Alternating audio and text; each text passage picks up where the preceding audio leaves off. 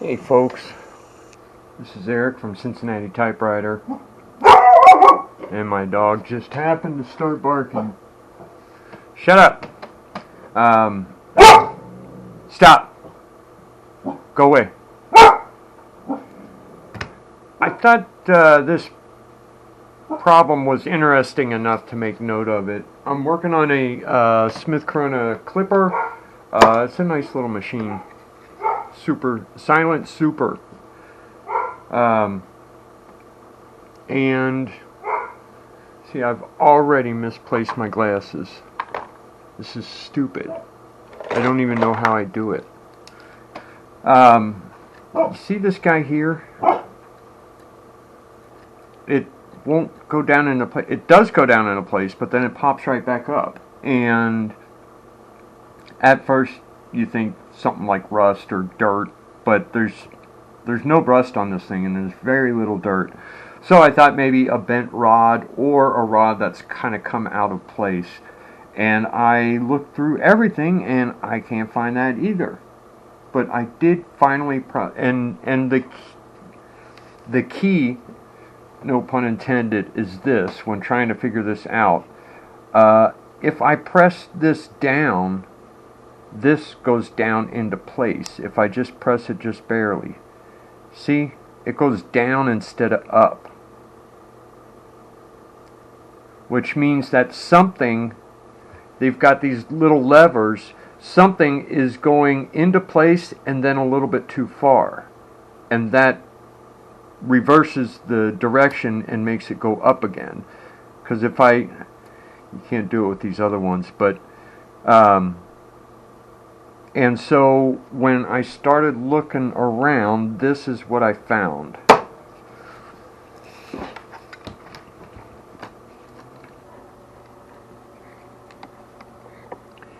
You see behind there's a cork looking pad. That is what we're looking at. And let me see if I can. So the key in question is at the very end of that pad, of that cork pad, and the pad has kind of broken loose so that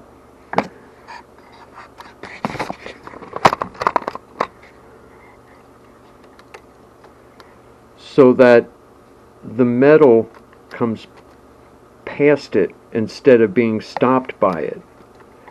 I'm going to take it out and went to fix it, and I'll show you what I'm talking about. I really need my flashlight. I've lost my good flashlight. I didn't lose it. Somebody else stole it and didn't give it back. So it's gone. But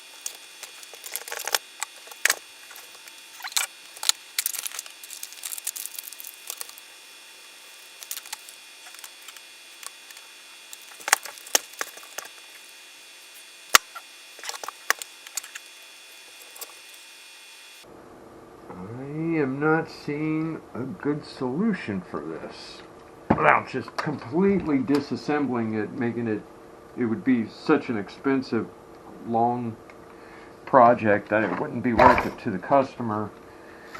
Whenever you do these things, you got to try to make it worth it to the customer, so that you're not spending 20 hours on a machine that's worth, $200 or $300.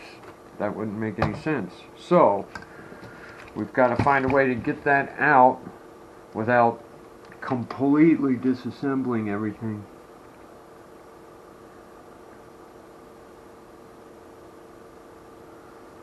I guess we start by taking this next key cover off. You know, whenever you're taking stuff apart, that's always the thing, is you go to the next thing. You know, if I need to take this out, work my way back to the outer shell and just start working inward. And when you're taking covers off, you'll see that one of them is always on top of another one, and so you got to start at the beginning and work your way back. I wish to heaven I had my flashlight. This flashlight stinks. By the way, you can still buy the tool set that I've been selling with the tool caddy and with all the tools. I always throw in a free flashlight, the kind that you see me using in these videos.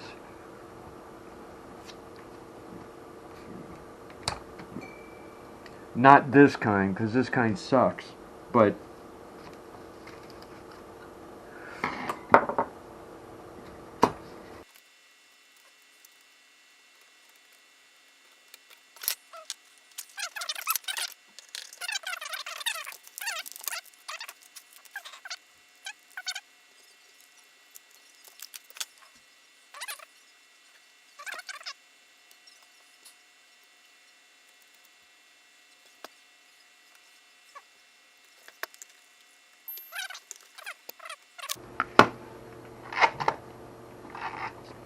I'll show you where you're looking at.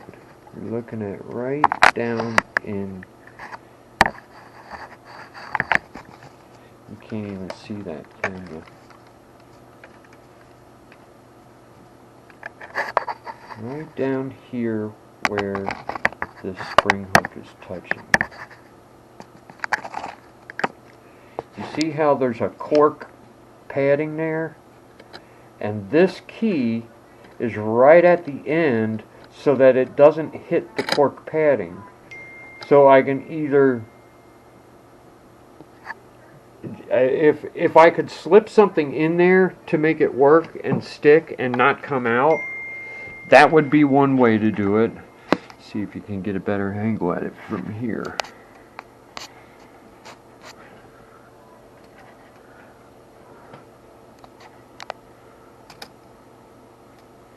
I think you can see that in the camera, I'm not sure. It just doesn't quite hit that padding. I would say, take this out, take the cork padding out, put a new, probably rubber with some better glue in, and rubber's not going to break apart, not in the next 15 years anyway. It'll stay there and it'll do the job that the cork padding is doing. I think the cork was in there and it just broke off at some point and fell down. If I could just put a piece of rubber or padding in there, if I could get it to stick. The problem is getting in there. I have to take the whole dang thing off, I think. I'm going to see how serious this is. I'll probably end up... Things like this happen a lot of times. I end up losing money. Not like a bunch of money. It's just that I can't charge.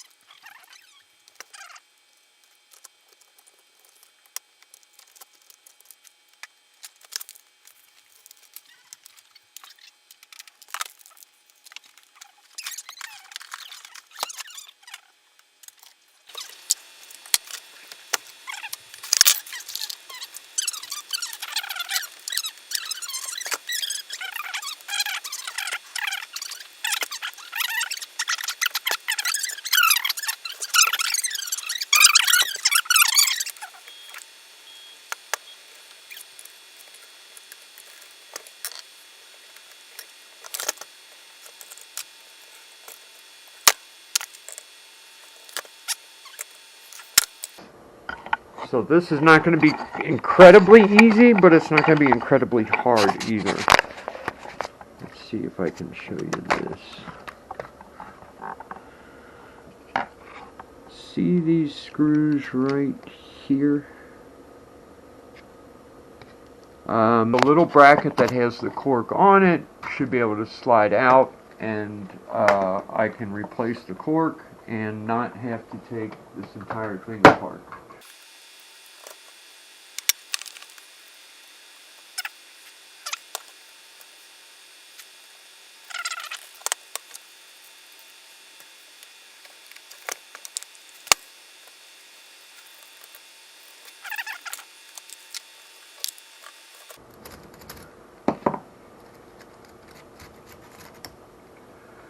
There we go.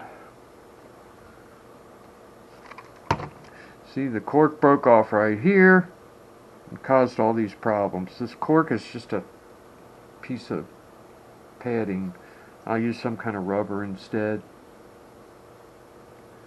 but it needs to be about that thick. Aside from stopping the keys in place, what that does is actually reduce noise. So when they're coming back and they hit something, instead of hitting metal and going clink, they hit the piece of cork and not make noise.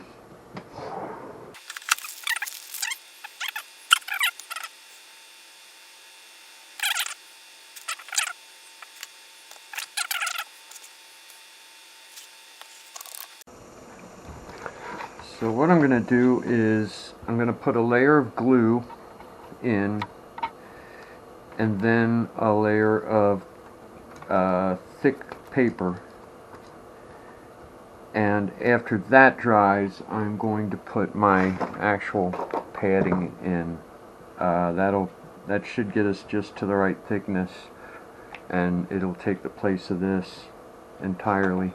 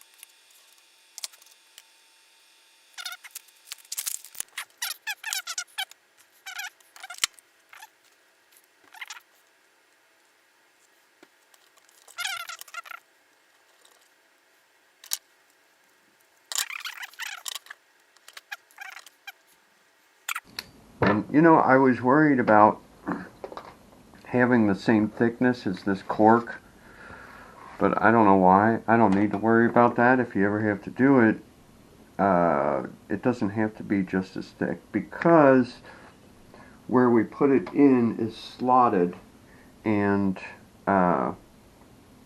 it doesn't have, we can adjust it, so it kind of doesn't matter.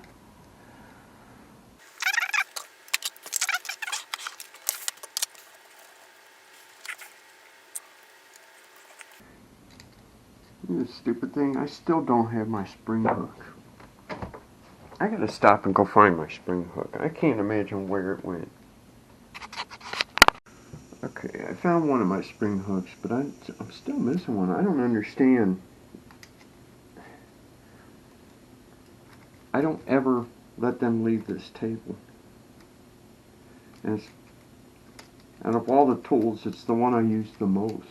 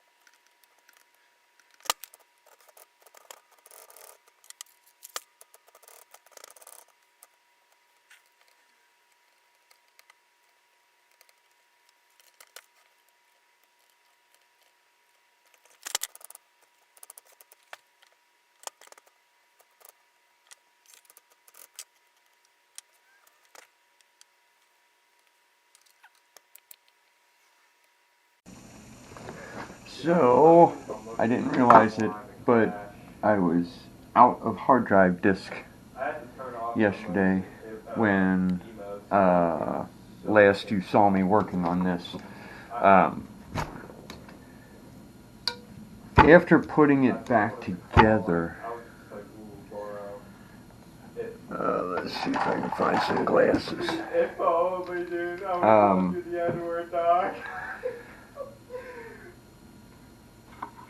I'll show you the screws. Let's see if I can make it see this. See right here, that is slotted, so you would loosen that screw and move the thing that I fixed, make these stop sooner or later. I had to adjust that. Aside from that, this was there was some kind of buildup of old grease and gunk, and I squirted this out and cleaned it. And now I'm ready to put it back together.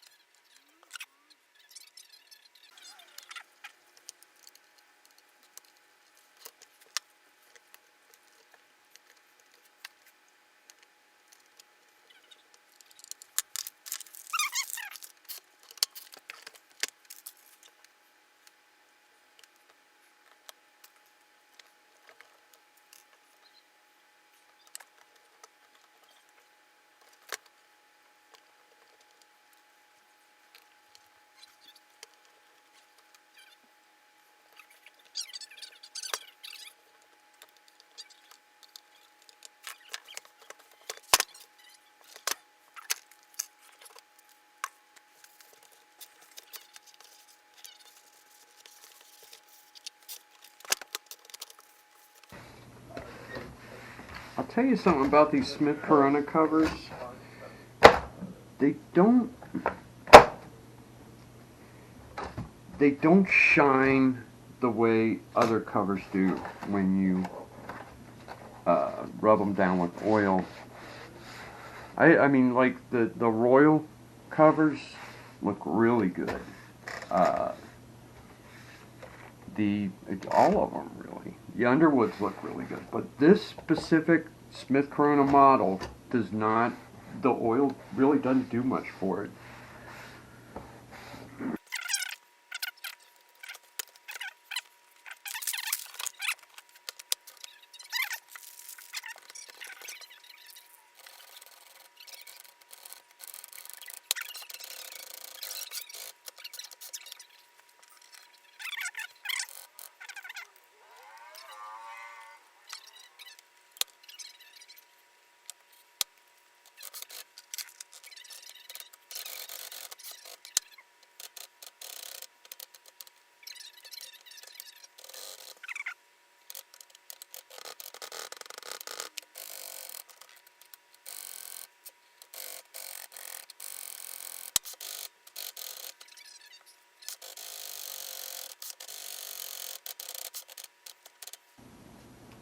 I think we got another problem here.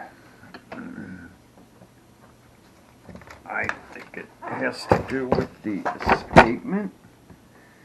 We're looking at the top, the back cover, taking that back off.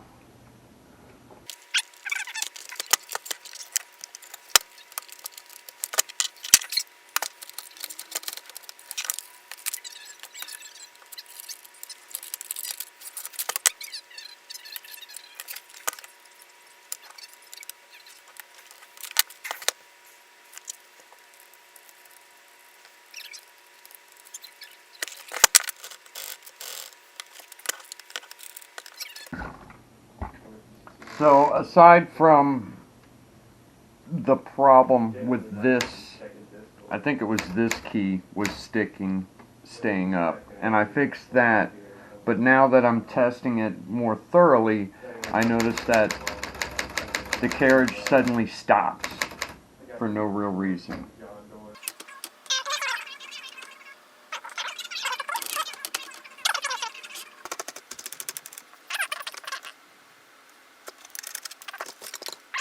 The escapement. There's also something going on with the escapement, but I can't tell if it's because something here is rubbing or the escapement is out of whack. If something's wrong with it.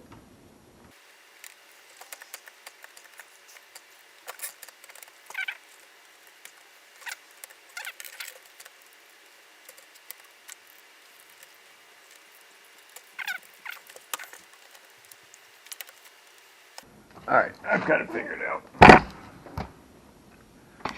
So, let's see if I can capture this for you so you can see. See, that's the thing. This typewriter was dropped off because it needed to be cleaned and a new ribbon. I found the one problem where the finger was sticking up. Well, now I'm seeing that when you start typing with it, suddenly it stops moving. That's not because it needs to be cleaned. It's because it has a problem. That's why when you bring a typewriter to me and say it just needs to be cleaned, and then you're surprised that it took 3 hours, it's like, well, it didn't just need to be cleaned. See, watch. Whoa, did you see that? See if we can make it do it again. Watch right here where the escapement gear starts turning. Full turn, full turn, full turn, full turn. Now it's not going to do it. Oh, it did do it. You see what happened there? No, it didn't. It kind of did it. Let's see if I can point it out before it jars loose so that you can see what's going on here. I'm trying to get the flashlight to stay in place so I can... This guy right here, the escapement gear, is getting caught on this. This is the backspace button. And the escapement, when it turns, is hitting that. And it's causing it to suddenly stop. I think. See, when I moved it out of the way, it suddenly jarred forward. So I think the answer here is probably... I don't see any adjustment on this.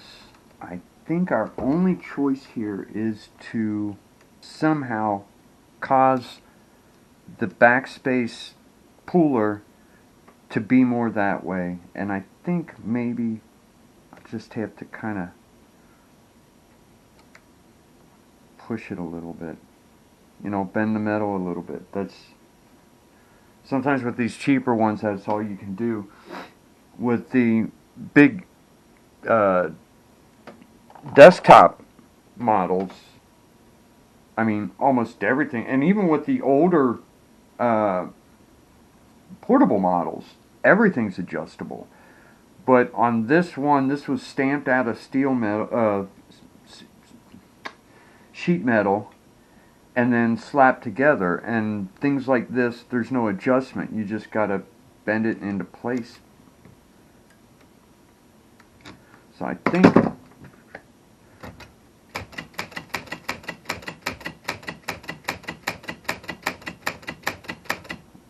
think we've got it there.